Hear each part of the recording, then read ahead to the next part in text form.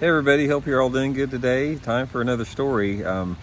I'd been posting the last week or so a couple stories about some experiences I had on the circuit, memorable experiences that stayed with me. And I got a bunch of them, but I've got man, there's probably a dozen of them that sort of like stand out above all the rest of them. And I sort of want to take some time over the next few weeks and sort of share that with everybody, because seems like everybody likes to hear them, getting a lot of comments on it. But today what I want to talk about is Bassmaster Megabucks I fished on Old Hickory Lake. This has been, probably, close to 20 years ago, 18 or 20 years ago, something like that. And this particular tournament, and that's the topic of today's video. It's like I actually literally used a shovel to get into this area that I was fishing. If I hadn't shoveled my way in there, I wouldn't have got in there. So here's the story of it. Old Hickory Lake, tough tournament. Fishing was pretty tough in this event. Practice, it was a real struggle. And I'd practiced the first day of practice and didn't do any good at all, did terrible. And I was working back then. I was working a lot with Gary Klein. Gary and I were sharing a lot of information together. We worked together on a couple tournaments and accessed some hard to reach areas. So Gary hadn't done any good the first day of the tournament either. And the second day of practice, we had 3 practice days. The second day of practice, I'm running up the river, just looking, and I was in the river portion of Old Hickory, and I looked over there to my right, and I could see like a big pond back in there, maybe like maybe a 5-acre pond, something like that. And I looked back in there, and it was probably about, 100 yards or so off the main river. Looked back in there, but I slowed the boat down, and I got looking back in there, and I could see all types of activity, fish swirling, fish busting, that type of stuff. And I said, God, that thing looks good in there, but there was no way to get to it. And I started looking around, and all of a sudden I noticed something just caught my eye. There was a little ditch, and when I'm talking about a ditch, I'm talking about, and that's what this was. It was like as wide as like if you had a backhoe and you dug a ditch with a backhoe. So a backhoe bucket is, you know how wide that is. It's not very wide, probably, 2.5 feet, maybe 3 feet at the most, at the very most. But it looked like somebody had taken a backhoe and they dug a channel from this pond to the main river. And so I pulled up on the bank, and I got my boat out, and I walked up on the bank there, and this ditch, it led from the main river all the way to where the pond started. There was like a little cove back in this pond, and it dumped in the back of this pond, but the main part of the pond was farther out. But there was about, I'm gonna guess, probably a 50-yard section of ditch, where this ditch started at the main river there and ran through there. And I got looking at this ditch, and like I said, it's probably 2.5 feet wide or so, maybe 3 at the most. But I took a stick and I poked it down in there, and there was about probably 2.5 feet of water, 2 feet, at least 2 foot of water, 2.5 feet of water in the ditch itself, all the way through there. So I said, man, my mind started clicking, 100 miles an hour about, if you could somehow get into there, figure out how to get a boat through there, you could probably win the tournament back in the spot. So anyway, I called Gary Klein up on the phone. He's practicing. I said, Gary, I said, man, I got something, sort of a wild hair. Why don't you meet me over here and we'll take a look at it? So Gary came over there and got out of the boat, and we both walked the thing, and he saw what was going on back in the pond, and he's the same as I. He said, we got to figure out how to get in there.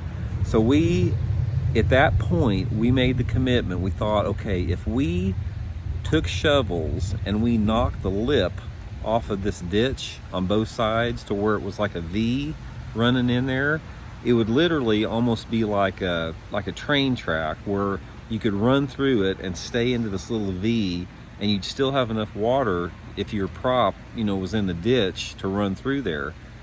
So we spent the next 2 days, we didn't even practice anymore in the tournament. We spent the next 2 days digging our way in there with a shovel. And we got out first thing in the morning, and we were out there till like 2 o'clock in the morning. I'm talking, we were exhausted. We spent 2 full days grooming and digging this ditch down on both sides. And you know, this, I can't tell you how many hours it took to do this, both of us working as hard as we could. So we had this thing sort of groomed a little bit, where it was sort of like a, if you can imagine a backhoe ditch with, you know, that had been V'd out like that, you know, where you come into. And of course, at this point, we still don't know if we can get in there with the boat. It's one of us is going to have to try it. So Gary volunteered.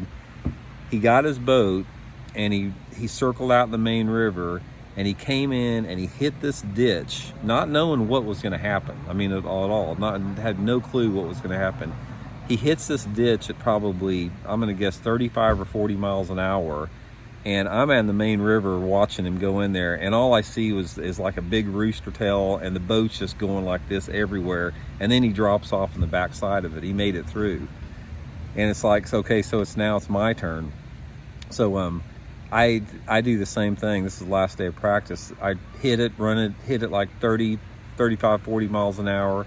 And when I hit that thing, it was bone jarring, as far as the sides of the boat were actually hitting the mud bank on the way in there. You know, it had enough water to push it through there, but it was just a violent back and forth, almost to where it was wanting to throw me out of the boat.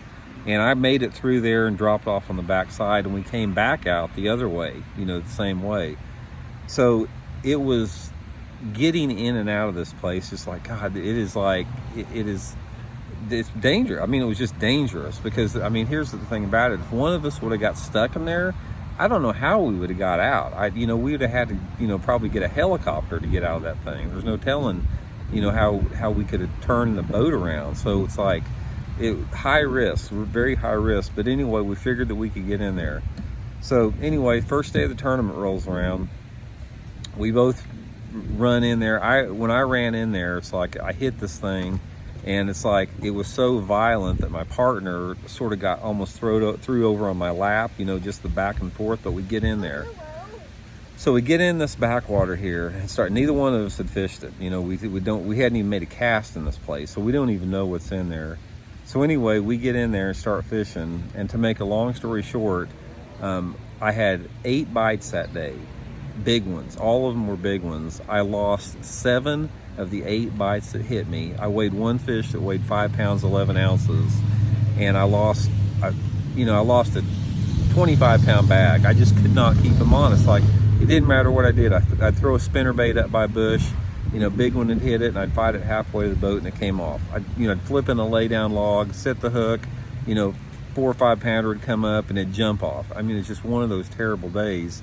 And Gary was catching them. Gary wound up, he had, I think, 20 pounds that day, and was leading the tournament after the first day out of there. So it's like, I'm all bummed out, because, you know, I could have had, you know, Gary's leading, I would have been leading the tournament. And so I'm just really bummed out. So the second day of the tournament, run up there again, violent entry. I mean, I can't underestimate how it was intimidating, how intimidating it was to run through this channel, because, you know, when you're hitting this thing, now you're aiming for something that's like 3 feet wide, and you're going at it at at least 40 miles an hour, because we had to have enough momentum, because we figured we had to hit it at 40, because the momentum itself would carry us through a long way. So you couldn't back off it, so you had to hit it pretty hard. But if you would happen to run in there and not hit it where the V of your boat was dead on, you know, you'd probably get thrown up on the bank. I mean, it could have been really dangerous. So anyway, got in there the second day of the tournament and went through the same water and started catching them. And, you know, everything was like the same as the first day, but I got them in the boat, and I had, you know, 20 pounds the second day. And Gary had another good bag leading the tournament after the second day. And I had one of the, I think, of the biggest bag of the day, that second day, and I moved all the way up to 11th. I had one fish the first day, and that fish, that 20-some pound bag I had the second day, moved me all the way from way down in the standings to 11th place. And they took the top 10 after the second day. They cut the tournament to 10, which this stuff happens to me all the time, like missing it by one place. So anyway, I missed the top 10 by like 3 ounces or something like that. And the top 10, of course, in the Megabucks tournament, it was on a 9-hole course, so it wasn't back in this little area that we had here. But anyway, that's the story. You know, it was one of those deals where it was just like super memorable. It's something that I probably wouldn't do now, because it was just, looking back in retrospect, it was super risky, it was super dangerous. But you know, when you're driven and you're motivated and you're young, you know, you take chances like that, you take risks a little bit more. But anyway, super memorable tournament. Like I said, had a good finish out of it. Should have done a lot better. Gary had a great finish out of it, made the finals in the Megabucks tournament.